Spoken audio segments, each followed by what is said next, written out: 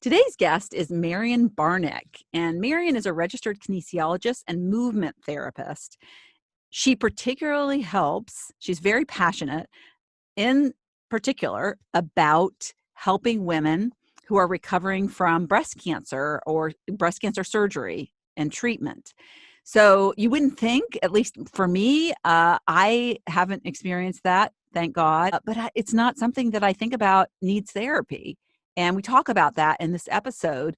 I always think, oh yeah, knee replacement or joint issues, yeah, therapy. But yeah, having breasts removed or just going through chemo treatments, even a lumpectomy, those people, cancer patients, need therapy just like anybody else when they've gone through some type of surgery. She is clearly passionate about what she does. Her energy is off the charts. In fact, the two of us together is like energy 10x. So I love her. She is so giving. She talked about a free Facebook group she has, which we share the link or the group name, and she's got a lot of free stuff on her website. You might want to follow up with her, but she clearly is knowledgeable in her field. She gets a little sciencey, but she clearly is just a gem in terms of how she's serving in the world and how passionate she is about what she does. And it started at a very young age. Her interest in what she does started at a very young age, although she does talk about her little midlife hiccup when she turned 40. So that was quite a shocker, but she clearly recovered from that. So without further ado, let's get right to the episode. Welcome to another episode of Not Your Average Lives. And I have with me Marian Barnick, and we have been talking for 25 minutes, so just getting to know each other. And I had so many questions for her. So I think this is going to be a really great interview and you'll learn a lot. Marian I'm going to let her explain it, but she basically helps cancer patients with therapy. She's a movement specialist. She has a kinesiology, if I can even pronounce that correctly, background, Bachelor of Science Degree. She's somebody who really knew from a young age what she wanted to do, but she's navigated along the way, and she's taken a lot of what she does offline, online, which is a great way in this COVID pandemic era to be able to have a specialty that you can take online. Sometimes it takes a little bit of a, creativity, but she's so interesting. Had her child at 40, and then I don't know if you were dumped or what, but she's going to get into that.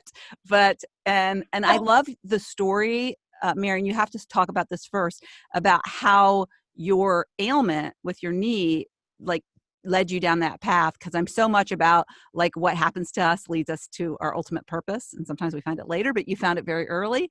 So I'm going to turn it over to you, and go ahead and introduce yourself, what you're passionate about, and how you kind of transitioned at that midpoint when you realized you were kind of on your own. So, absolutely. Lori, thank you so much. First of all, thank you for the opportunity to be part of your podcast. It is just excellent information for women. I say women in general, but you know what? It's just fantastic from a motivational standpoint and from a healing standpoint. And truly, that's what I'm about when we talk about movement, because that is my passion. My passion is movement. And I 100% believe that movement can make you feel better. And I'm not just talking about the physical ailments. I'm talking about, especially during this time right now with COVID, and when we are locked away and when we can't see family and friends, and when so much in our world has changed, the psychological issues, the emotional issues, and when you are having to bunker down on your own, movement can be an awesome approach to help with also the mental health and the emotional issues, as well as how the body's moving. And I have witnessed it myself with my own body and my own healing and things I've gone through with the thousands and thousands of patients I've worked with over 25 plus years. I've seen it. I've witnessed it. I love it. And the embarrassment to my son when, we would be out somewhere, whether it's at Whole Foods or the Gap, and I see someone moving and I'm like, do you have a problem with your hip? That must be so hard. And it's just, oh my gosh, how do you know? And not your son's probably going, Mom, be quiet. Well, now it's like, oh yeah, Yeah, she's That's so she's funny. gonna help you.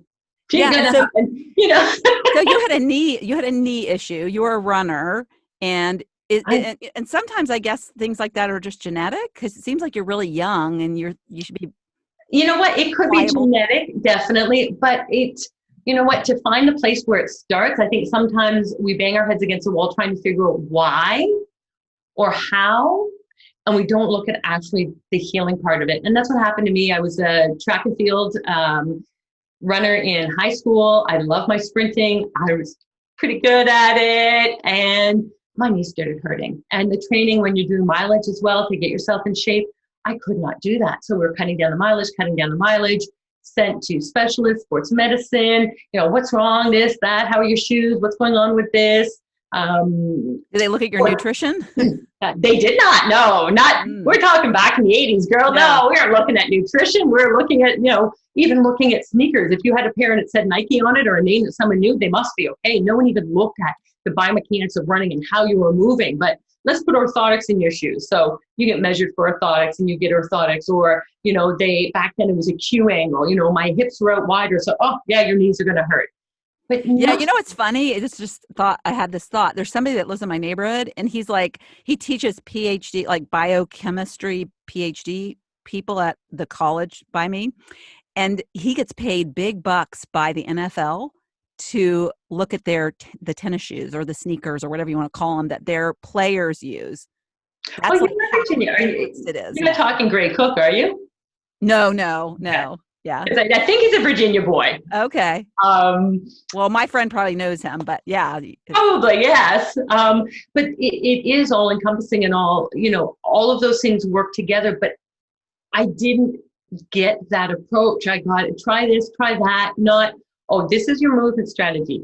Here's the problem. These muscles aren't firing. Your gait's doing this. You're leaning more to one side. Let's work on strengthening this. There was none of that. And I bounced around from doc to doc and therapist to therapist, and really frustrated with wanting so badly to run, wanting so badly to reach my potential, and having this pain that no one was talking to a solution. So I went to see one of the clinics I was at. There was a woman there that sort of combined the East-West medicine. She had acupuncture that was going on. We talked about meridians, but she also studied something very bizarre called kinesiology. And I'm young, I'm kinesiolo, what? So it's a study of biomechanics, of movement, of how the body moves. And it's treatment based on diagnosing the movement strategies of the body. I'm like, whoa, this is really interesting. I might like this. And you know what? That's what I did. So I did my undergrad degree in kinesiology. So I have my Bachelor of Science in kinesiology. I've done further study, some with Gray Cook and functional movement screening, whether it's kinesio-taping, there's so much to learn, and there's always more to learn about how the body moves and diagnosing movement disorders. And that's what I loved. It wasn't initially what I got into, because when you're a new grad, I worked with patients. I started developing my skills as a functional evaluator, and I was really good at that part of it. So I got called into court as an expert witness, had a large company, well, not large, but I mean, not just me. I had staff that worked. We did well. We worked with the large insurance companies. I traveled across Canada doing assessments. So so I would love to, I'm thinking about my listeners and how we can help them. And one of the things that I learned at midlife, and it was like totally new news to me, but I had knee surgery I had a ski accident when I was 15, turned 16. By the time I had my knee surgery, I limped around for 2 months before they figured out what was wrong. My dad was mad at me for going skiing. So that was my penalty, is he wouldn't take me to the doctor. But anyways, so fast forward, I got my knee fixed, right? I had almost a year of therapy, but all was good. Had a bad scar, but other than that, so we'll compare some point in time. Yeah, for sure. I get to my 50s and I had this horrible pain shooting down my side. And I was doing a lot of running, nothing extensive, like 3 miles was my thing. And I just started getting this really like bad pain. I thought, oh, my knee is messed up again. And so my husband plays rugby, and we were at one of his games, and one of the wives was a chiropractor, and she saw me, and she's like, "Are you okay?" Because I was like visibly limping, and I was like, "No, I mean, I'm just like in a lot of pain." And she said, "Well, let me look at you." And she's like, "You're totally out of alignment." She said one hip was like here, and the other hip was there, and so you know, I'm sure based on talking to you that what you deal with a lot is what you see is people that had past injuries that, yeah, surgery cured it. But like mentally, what I've learned that I do is I carry my carriage, I guess, is I'm always favoring my left side, no matter what. Even if I'm not in pain, I'm always protecting that knee. And so what I learned the value of, I'm sure you do very similar stuff, but with my chiropractor, I learned the value of going in and getting aligned, because I get out of alignment very easily. It's nothing that it's so subconscious to me when that happens. But when I start to get like an ache on my left side, I'm like, oh, I know it's time to go in and get it aligned. And I'm But actually going to correct you on that. The time was before. You've got the symptom. The symptoms will speak. right. Yeah, Right. the symptoms will speak to the patient and Yeah. let them know something's wrong, but it's already wrong. And that's what I was finding. So I was doing these functional assessments, and people would come in, and whether it was they were off work, it was disability, they had surgery, they were preparing to go back to work. And I would, test to see what their function is, but I'd be watching their body and I would know why. And so I would get so pulled into saying, well, you know why you can't lift that? You're not doing this, and this foot isn't here, and you're not having your weight this way. And, you've turned, and oh my gosh, it lit me up so much to be able to put the pieces of the puzzle together to solve an issue and to help. And when Yeah, I and first, you're so right, because that's what she says is that, and that's what chiropractors and kinesiologists are. They're preventive. They're preventive. Whereas like a doctor that you go to like to repair a knee, they're like reactive, like it's happened, and that's what I was actually had seen an orthopedic surgeon, and he had put me in physical therapy, but they didn't get to the root of the source of the problem.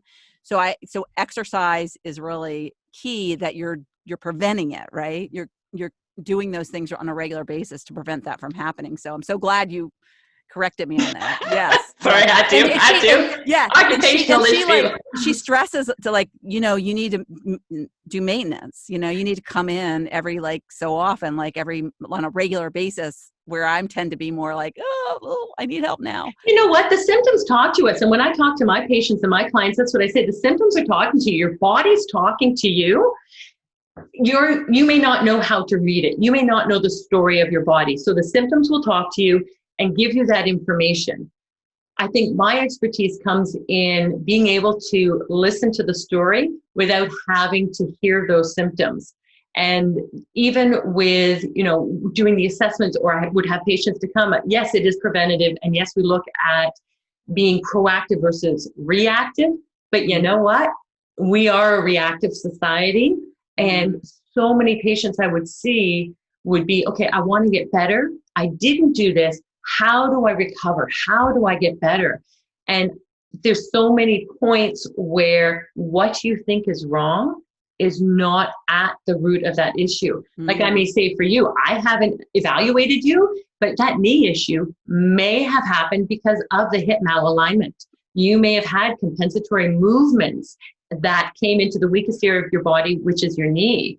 And that's what I've been finding with patients who, I love the shoulders, I love the knees, and probably because I've had all the work done on those areas, that's, where I really hone in on my skills. And because of working with breast cancer patients and survivors, the shoulders are an area that sometimes gets left out. And well, we didn't talk about that. So tell me a little bit about how you got into helping cancer patients. And when we were talking earlier before I pressed record, what Marian was saying and what I said to her is nobody really realizes that breast cancer, you need therapy. you think, oh, I hurt my knee, or I hurt my elbow, or I hurt my shoulder. You think about the joints needing therapy to get them back into form, using those appendages. But when you think of a cancer patient and like maybe a breast removal, or even not even to that degree, but like you need therapy for that, is what you were saying to me. And it's funny because that was a school of thought for such a long period of time, where you'd say, okay, well, I've had, a lumpectomy, a mastectomy, there's so many different types of surgeries that you can have. You may have chemo first, you could have chemo, you could have radiation. And my work as a functional evaluator brought me in touch with cancer patients who were going back to work.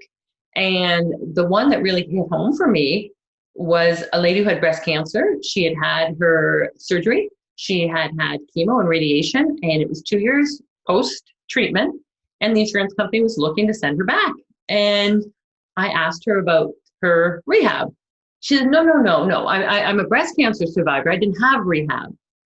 And I sat back and I thought, no therapy, no movement, no training, depletion of your mobility, your stability, your strength, not even going into the mental health and the emotional ties to being able to move again and do things that you want to do. And we're doing a functional assessment. This woman cannot reach overhead. This woman cannot get dressed properly on her own. She can't pull sweaters over her head. She is getting by, and she is settling. Yeah, and I love that you bring in the mental aspect of that as well. It was so true. She was supposed to be happy she was alive. And that was it. That's all she was supposed to be able to ask for, that she was alive. You should be so happy you're alive. And it's like, oh my gosh, where's her life? Where's her life? This woman is over 50. She still gets to have a life. But no, her shoulder wasn't moving. And then the lymphedema that was setting in. And then that's a good, I mean, I know what you're talking about, because my husband's cousin, her arm from the treatments is swollen, and I don't think she's been hospitalized a couple times. She hasn't had, I've been married to my husband for 11 years. Her cancer surgery was before I was even in the picture. So she's still dealing with this swollen arm, and people just don't realize that what the treatment does to the body, as well as just the surgery. And there are, if we just dive into that for a moment, the treatment, there are short-term effects, and we know about the fatigue and the nausea and the vomiting and the loss of muscle mass and all of those hideous issues. There are also long-term issues from chemotherapy, from radiation, which affects the muscles, affects the heart, affects the lungs, affects the bones. So your increased risk of osteoporosis is incredible depending on the type of chemo that you've had. Your increased risk of having cardiac issues are because of your cancer treatment. So yes, we want that treatment. You want to be alive. You don't want to have a terrible, when you go in your prognosis, you want those drugs, but then you look at the long-term effects, and that's where the movement and the exercise not only help with the initial symptoms. So exercise, helps with the fatigue and the nausea and all of those issues post-surgery. I can do much, I didn't even drink. But the long-term issues, so when you look at cardiac issues, bone issues, weight gain, weight loss, muscle loss, but what I was finding is, back in the day, no one was providing rehabilitation to breast cancer patients. And this woman just triggered in my head that we can do something. I know that I can help her move better. I knew it. I just knew. And that's where I started my research. I started looking online. I started reading articles. I started making calls. I found this awesome gym in Santa Barbara, California, where Julie Main was doing rehabilitation because she was a breast cancer survivor. Her oncologist was wondering why she wasn't getting all these symptoms from chemo. She was running. She was running. She was a runner. She kept running. She kept running. She kept running. And her symptoms were negligible. So they looked at that and said, hey, what are we going to do about this? We should study this. And so I was so blessed to be able to bring this to Sunnybrook Hospital, which is a huge hospital in Toronto, amazing cancer clinic there, and the Odette Center. So I brought my program. I developed a program for post-surgical breast cancer patients. And I worked with the breast cancer patients and the prostate cancer patients to look at movement therapy post-treatment. So you So live in Toronto. So were you living there then, or? I was living there then. Okay. I had my clinic doing the functional assessments, and I'm like, wait a minute, full turn. We are doing this. I need to help cancer patients. So it took so long, as you would know, with dealing with the bureaucracy and the large cancer centers and the hospitals. But my program got approved. I got to do the first studies with movement therapy with Odette and Sunnybrook. I had my group come into my gym. I got to work with. Oh my gosh, it was awesome. And this was 2006. So I was pregnant at the time. I was 40. I was pregnant. Just going to ask you, how this coincide with your whole divorce and? Yeah, I was pregnant. I was doing the first tests with breast cancer and prostate cancer patients. I was, my program was just approved, and I'm like, boom, boom, boom, boom, boom, growing, and I'm 40. So I'm like, okay, getting a little tired. And so I had my son the end of December, and April, marriage gone, husband gone, 4-month-old baby, business to run. There's a lot of changes going on. And did you see it coming? No. Wow. No. That's tough. Like I say that, and yes, I mean, hindsight's 2020, and were there issues? Of course there's issues, but I'm such an optimist where we'll work on them. Everything will be fine. Everything will be great. And life gives you lessons or puts you into battle, you deal. Mm-hmm. And it truly was, my WellFit program with my cancer patients had to be put on hold. I couldn't continue working on that. You're surviving. You're in that such a survivor mode. And, and that's why I like to talk about this, because people see success, and when guests come on here, they're passionate, they're loving what they're doing, but before that, it wasn't so good. And they overcame it. And so you're such a great example of that. Clearly so passionate about what you do, but even though you're knocked down, it didn't knock you out. You just bounced back. And clearly, did you move to Toronto as a result of that? I was in Toronto. So I graduated from University of Waterloo. I moved to Toronto for work, larger city. So I had opened up my clinic here. And, working with the patients, working with the large insurance companies, it was just a good base.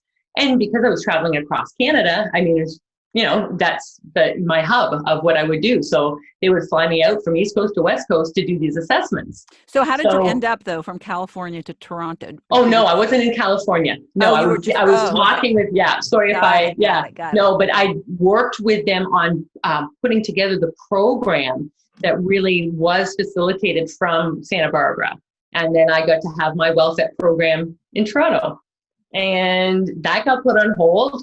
My son's 4 months old. I'm a single mom. I've, 3 dogs and a cat at home. And it's like, what are we doing? So what did you do? So you're here, you're left with a 4-month-old baby. You put your program on hold. What did you do to reset and, climb back out of that, what seems like a desperate hole that you got dropped into? It was, it was.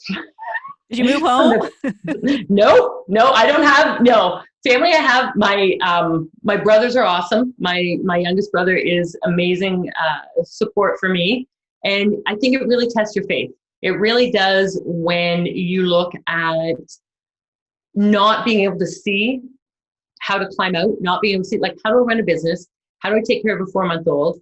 And the weekend my husband left, my dad died. So we'll just throw that in there as well. Yeah, it was a dark time, not to make light of it. It's been a long time. My son is 13 now, so it's been a healing process, right? But when I'm anxious, when I'm stressed, when I cannot figure out how to get through and what to do, I would move. I would run. I needed my energy, my kinesthetic way that I move and what I do is movement based. And I would grab a dog, I would go out and I would run. And that clarity would come to me, whether it was the energy that had to flow through my body, whether it was just the unleashing of, whatever those blocks were, I needed to move. So even when my son was young, I would take the dogs, I would take that stroller, and 6 p.m. every night, we would be up at the dog park. And we would be there, and I needed just to get out and move. So then when my knee and I had this very bizarre bone diagnosis of basically the bones in my knee fracturing and dying.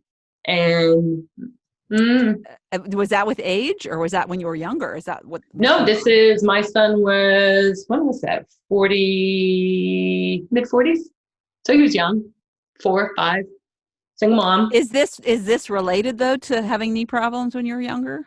No. Oh, no. Wow. Sudden onset, no issue, no knowledge. I'm talking to my orthopedic surgeon. He's looking at the x-rays like, who kicked you in the knee? Who? And no one. He goes, well, you're not leaving here walking on that knee. It's gone. It's done. I'm like, no, I've got a son to take care of. We can't do that. And that's where I ended up having to have a partial knee replacement and couldn't have it done in Canada. I went down to Cleveland to have that done. And my surgeon was awesome.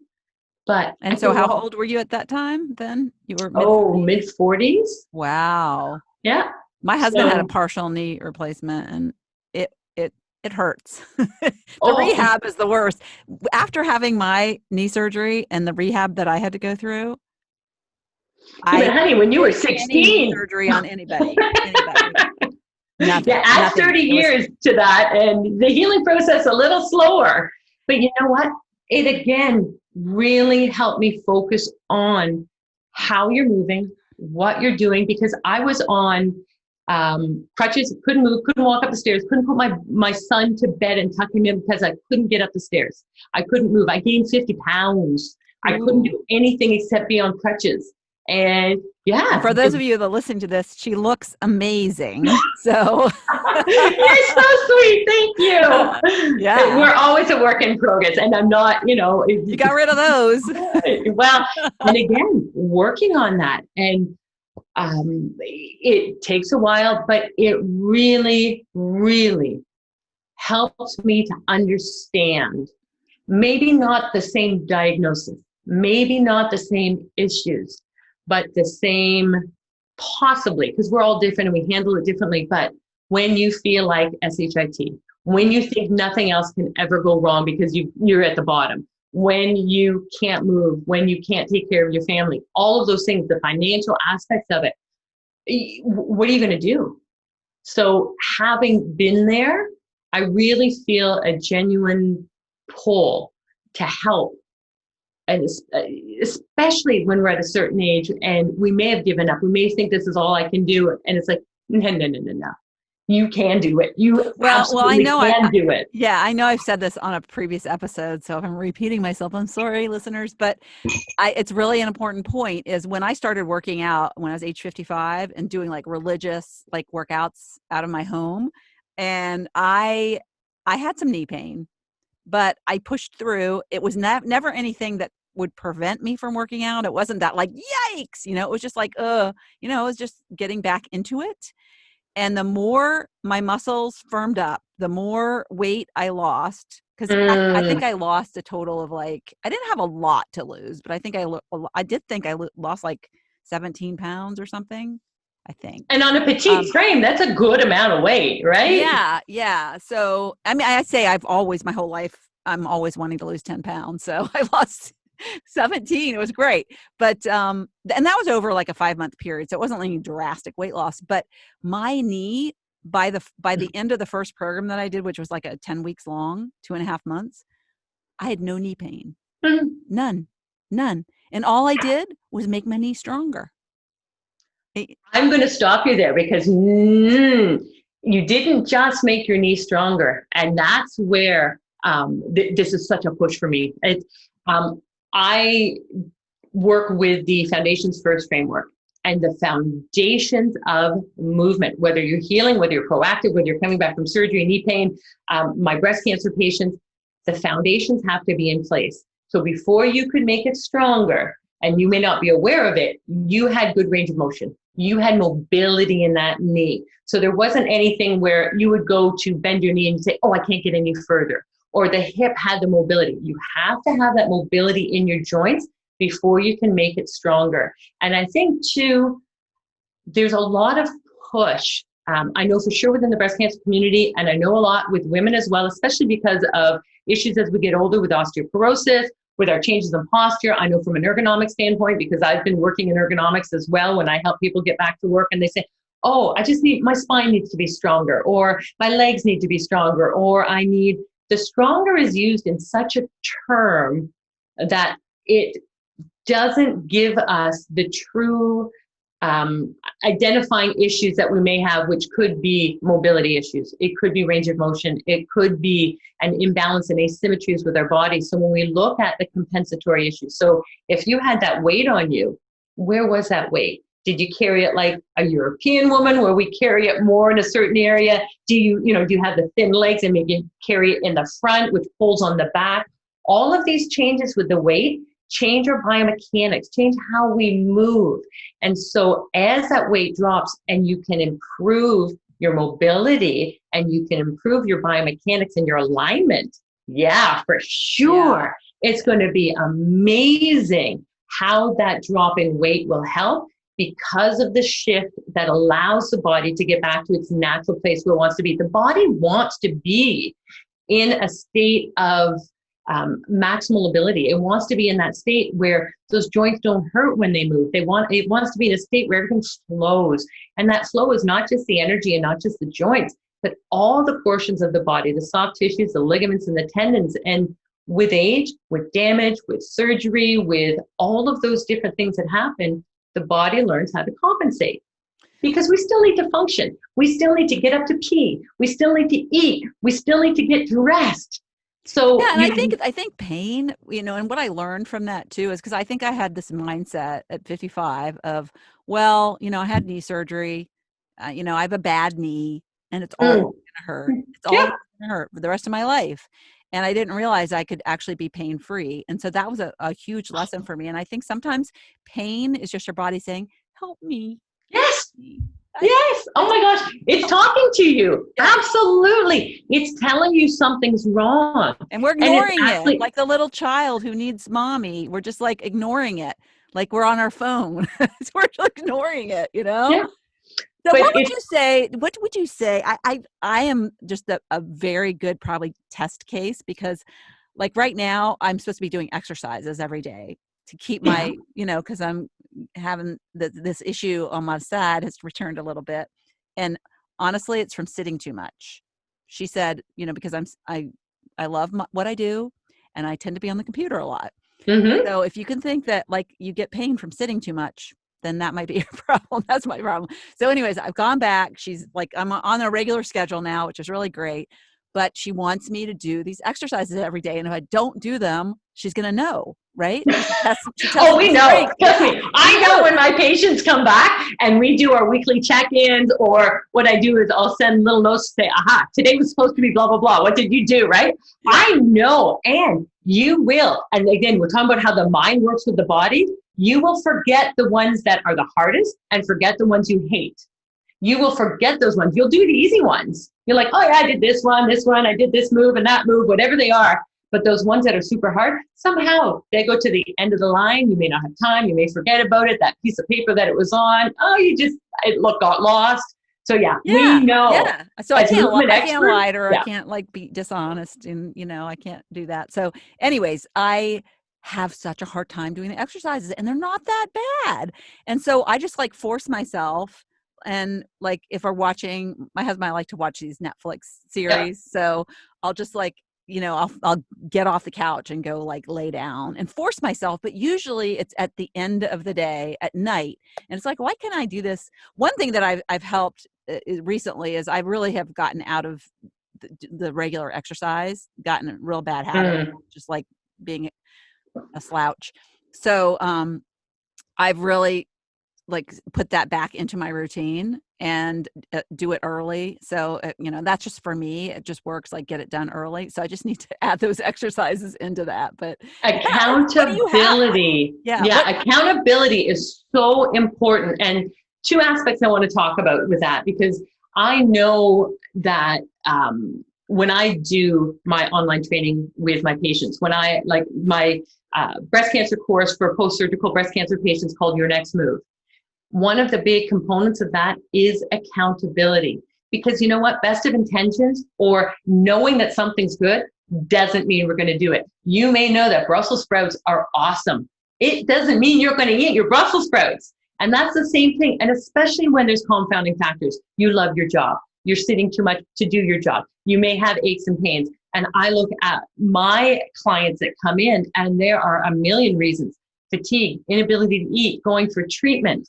So when I moved my program onto an online source of information to feed whenever you want, in your PJs, not putting your wig on, not having to find parking. I mean, I'm trying to take all those excuses away, and I'm also giving you accountability, because that accountability, I can see what exercises you've gone through. I can see how many times you've opened up that video to do those exercises.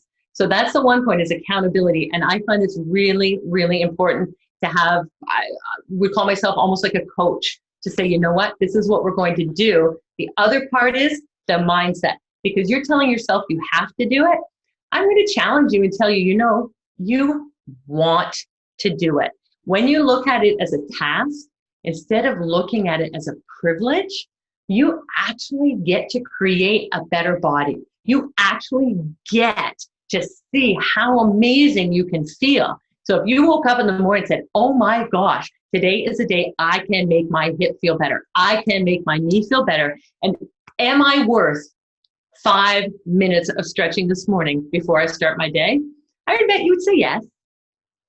And then, you know, just tweaking that little mindset a little bit. Yeah. Yeah, I don't know why I got out of it, but it feels so good to be back into it. And I would so 100% agree on the accountability, because when I was when I was 55, I say I got in the best shape of my life over this 5 months. I'd never been so fit. Even when I was in college, because I wasn't eating well when I was in college. So it might have been like less weight. Sometimes we don't do that. Yeah. Yeah, but I did an online accountability group, and I had a gym membership, and I was like, I would say, I'm going to work out. And then I'd skip because nobody was there. I didn't have gym friends. But when I did this online thing, it was like I showed up because I didn't want to be the slacker of the group. And it gives you that psychological kind of, you know, wanting to be in integrity with this like group of people, you know, even though nobody. You don't want to be the one that lets down the group and the slacker at the end, right? Yeah. I know, because I have the No Excuses Facebook group for my breast cancer patients. So it is a private group. So questions about how to move, what's not moving well. It's something that's really great where you can post your questions. And I also, little polls that I put in there, little exercises I did a while ago, because I had my car accident last year, and I'm waiting again for another knee surgery, and I'm waiting again for a hand surgery, and I am not allowed to do any weight-bearing exercise, and I'm supposed to have a big sort of thing on my knee so it doesn't move, because there's so much, you know, there's so many issues in there. And with COVID in the way and things like that, you know, it took a while to get the MRIs, but we now know that, okay, yeah, we need some work on there. Well, you're your own case studies then. You're just developing your own case studies. Oh, absolutely. But the frustration, I look my mental health and my frustration level and the anxiety and the, you know, all those things that heighten because I don't have that release in the endorphins and getting that energy out and doing my exercise and, you know, gaining the weight and not feeling good about my body. All those things are there. But I took and I videotaped my morning workout, the exercises that I was doing. So this is before the knee got super bad. And I just put it on my No Excuses channel so my patients could see what I was doing and my imbalances and that wasn't working and, you know, the sweat pouring off and the gut hanging out because of the weight gain and the, you know, things, this arm not moving right because I can't, you know, even lifts I'm supposed to do with a ball. I can't lift the ball. So I've got like a fake ball, but I put it all on there to say, you know what? I got you. I'm here. It's motivational. Like I remember when I was working out, I had a frozen shoulder, but I was still doing like one side, you know, and it is motivational. So tell the listeners, I would love you have a program called Your Next Move, and we'll put that in the show notes. So if anybody wants to follow up, but I worry about I mentioned this before we press record, is that I worry about in this COVID that people have pushed off their appointments and stuff. So I know I need to get in and get a mammogram. So if anything, this episode can be a PSA to get out there and get your mammogram.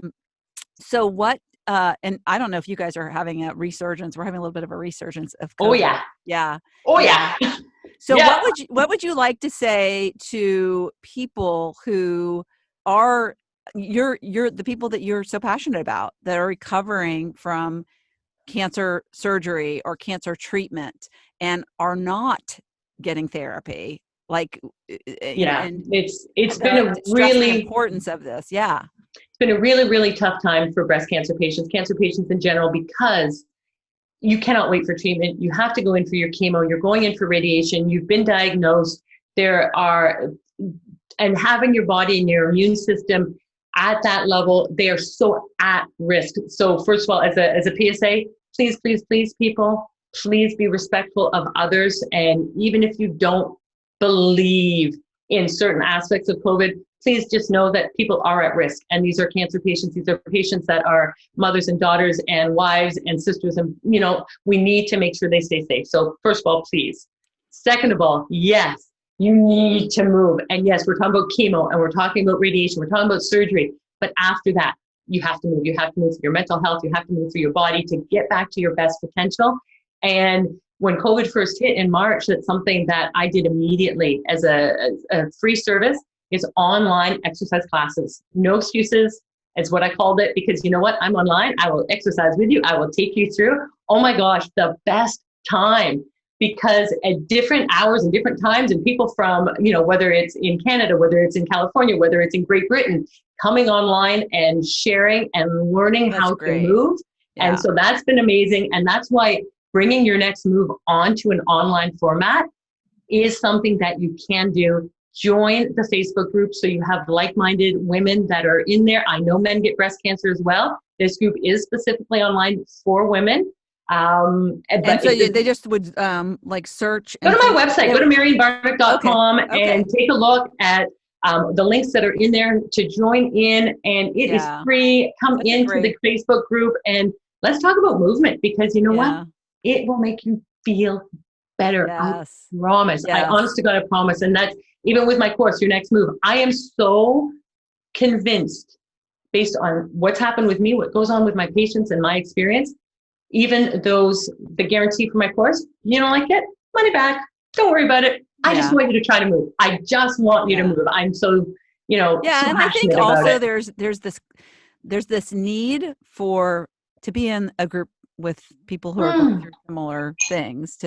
You learn so much about something. You just might hear about something that might help you in your journey. And so I encourage people to seek out people that they can feel that can support them, that know what they're going through. And right back at you, Lori, because my patients feed me as well. I get so much back and I learn so much. So it is so simpatico that what you give, you receive. And I have my expertise in movement, but what I learn and what I feel and the good that comes back, it's so awesome. I just love it. Yeah. Well, you exude number one, energy and positivity and passion. So I'm so happy that you're living the life that you love to live and that you have people that are really benefiting. So thank you so much, Marian, for spending this time with me, and we'll see you around.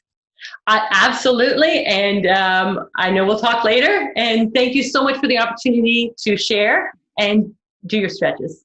Yes, I will. Okay, Lori. Thank you so much for tuning into the Not Your Average Lives podcast. If you haven't yet, make sure to subscribe on iTunes if you have an Apple device. You can find free resources and learn what else I have going on at the moment that might interest you on my website at notyouraveragegrandma.com. You can also find me on Instagram or Facebook at Not Your Average Grandma. If you liked this episode, it would make my heart so happy if you could leave me a 5-star rating. You can also add a review to let me know what you like about this podcast, which will help spread the word about it to others who need a little midlife inspiration. As always, be you, listen to your inner voice, and focus on reigniting that lost spark so you can start living your own, not your average life.